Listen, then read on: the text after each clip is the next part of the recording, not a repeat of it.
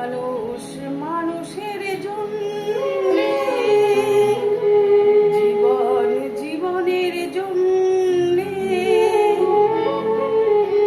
একটু সহানুভূতি কি মানুষ মানুষকে পেতে পারে না গো বন্ধু? মানুষ মানুষের